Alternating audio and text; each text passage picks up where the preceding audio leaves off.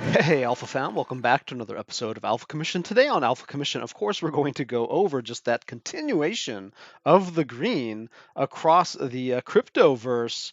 As we can see, pretty much the only red is a little bit of, discount on these airdrops as everyone excitedly sells their bags.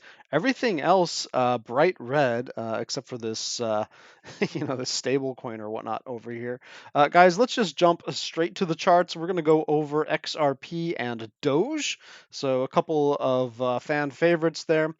We can see XRP on the 12-hour, which will be closing in approximately 4.5 hours, does have this nice W pattern on it. It also has a nice W pattern right to the side of it here.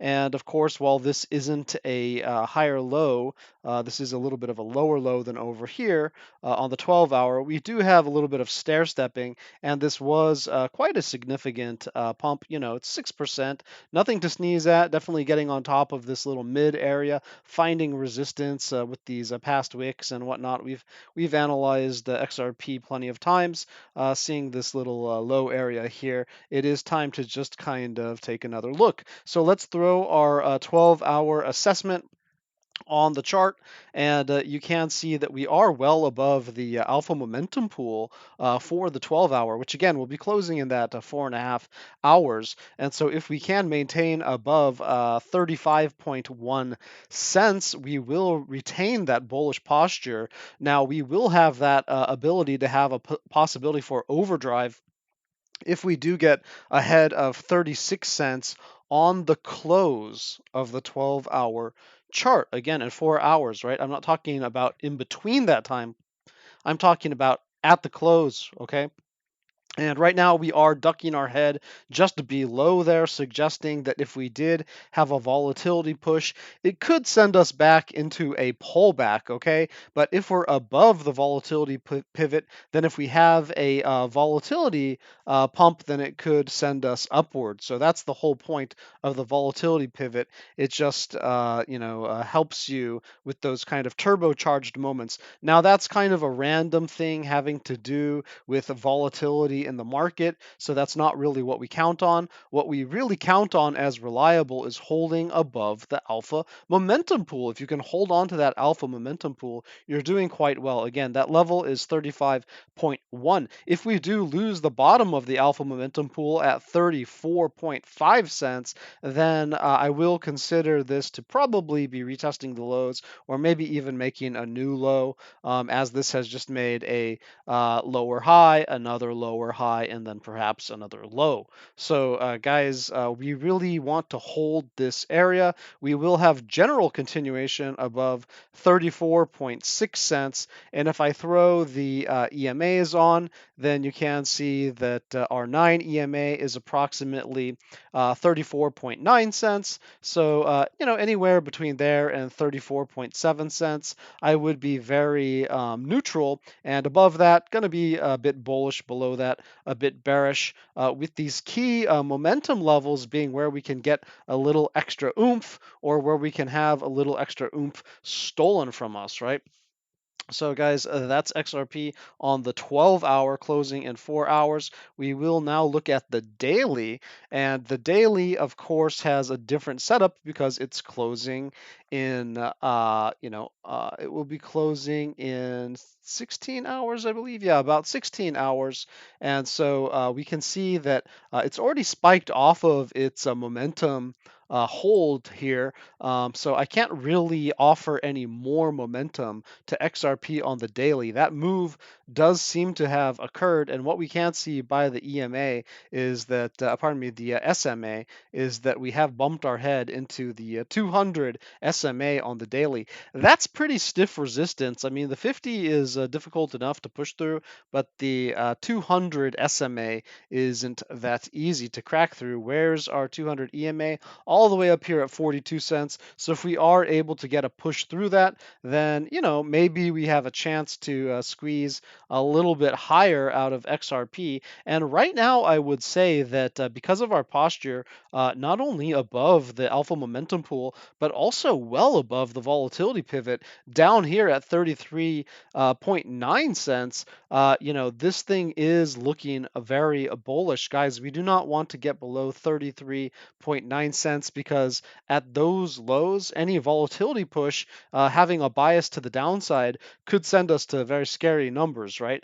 But this chart looks quite secure as long as it's just floating up in midair, not only above the volatility pivot, but also the momentum pool. That momentum pool will take away some momentum if it does break below 35.1 cents, and it will have a huge chunk taken away of its momentum underneath a 34.3 cents. However, in general, we can consider that this chart is probably going to continue on its way, just sideways or up, as long as it's above that 34.1 cent area. Although for my style of trading, personally, I prefer to be above the bottom of the alpha momentum pool. I don't really look at general continuation, but you can understand why the general continuation line is there and why I call it generalized. It's because it's just the most basic kind of measurement of momentum, something that you would see, on most MACDs, something like that. And, that will remain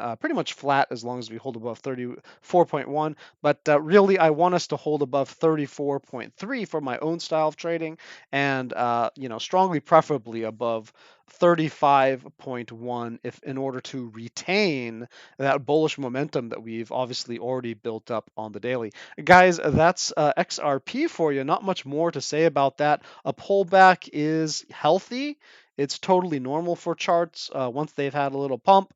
And, we just don't want to see a dump like this. We'd like to see a higher low, not a lower low being put in this time. And that could perhaps even create a bit of a pattern now that I'm looking at it, because we could have one shoulder, ahead, and then another shoulder, and that would give us a head and shoulders pattern, right? So guys, I would be looking for that as a bullish pattern if we are able to just create this shoulder over here on the right.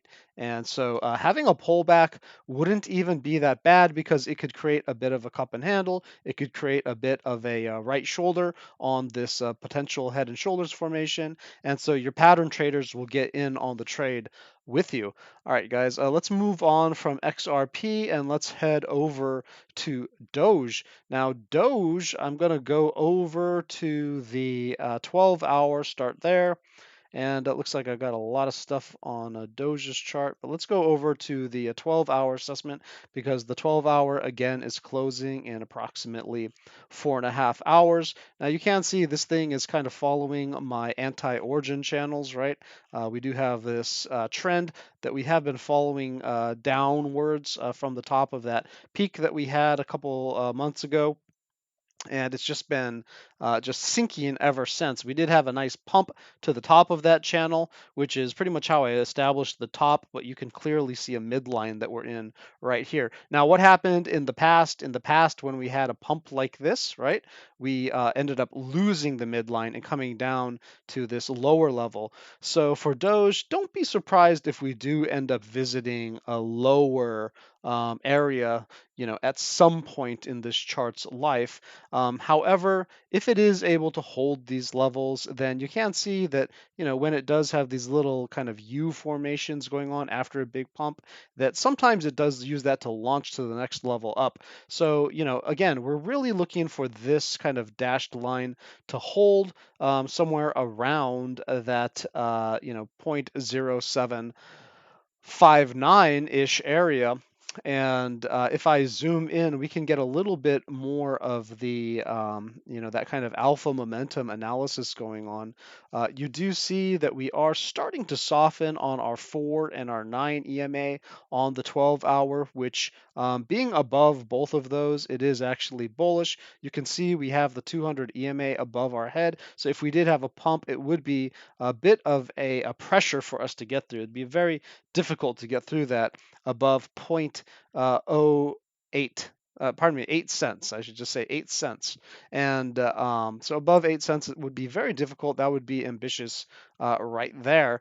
But if we do end up breaking below the 4, then we would still have a fairly bullish orientation above 7.5 cents. And I would like to see us keeping above 7.6 cents in order to maintain that volatility pivot where we could get those random pumps to the upside, okay? That when volatility just spikes, if we're above the volatility pivot, then potentially we can catch that wave to the top. And if we're below the volatility pivot, then, the tidal wave might come in and just push us to the downside. So, guys, that volatility pivot is always very important in my analyses. And if we are going to just maintain the momentum that did get us, all the way up here, we will have to conquer again the level of 7.8 cents. Okay, you want to be over 7.8 cents, and then that could potentially take you to that 200 EMA on the 12-hour here. Guys, just for general continuation, not going to be too worried above 7.5 cents. Underneath 7.5 cents, I do start to get a bit worried. And underneath 7.46 cents, I would say that we've lost all of our bullish momentum and that there's a good chance that we could squeeze back to the downside. Maybe our lows, maybe somewhere else down here where there's some support. But anyway, that would be a little bit of a shorting position down there, whereas your long, of course, is above the momentum pool. Switching over to the daily, we can see pretty much the same thing. Okay, it's just we do have much bigger range to play with, as is typical for the daily, being a double time frame to the 12-hour. Now, the daily does close again in approximately 16 hours, so we still want to get above that 7.8 cents level in order to have our continuation to the upside, perhaps to that 8 cents, which here is represented by the 50 EMA.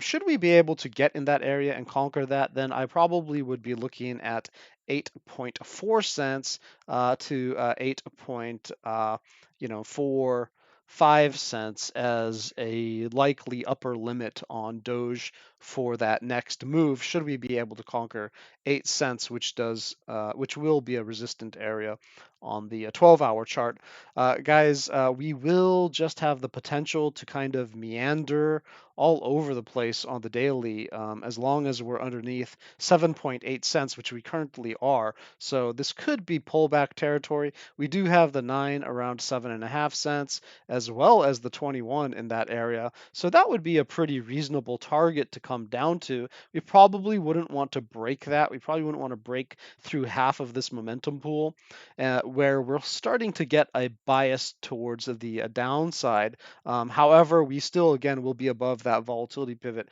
as long as we're above 7.3 cents here on the daily. So if the daily has some type of volatility spike, I would still be biased to the upside for any just random spike, okay? But in terms of will this chart continue to fall? Yeah, underneath 7.5 cents, I'm just going to be starting to feel a bit bearish. And then, of course, we're going to break our general continuation under 7.2 cents, and we will just have broken it totally under 7.17 cents, where again we could retest our lows or perhaps even make a new lower low. So guys, that's Doge for you. There is a lot of potential in this chart. I like the way that these EMAs are oriented. Doge sometimes does very interesting things, and if you are able to squeeze between a 200 EMA, it's usually a very powerful move, okay? You can see it here, you can see it here, and if we were able to do that again, it just would be very nice. But of course, these orange lines, the 200s, they sometimes act as stiff resistance. That's why you get a good pop if you can break through them, but you can also get a huge slam down if you're not able to break through them. So just a little bit of a warning, okay, for that 8 cents and that 8.5 cent area. Guys, that was Doge. That was your alpha for the day. Stay safe and happy trading.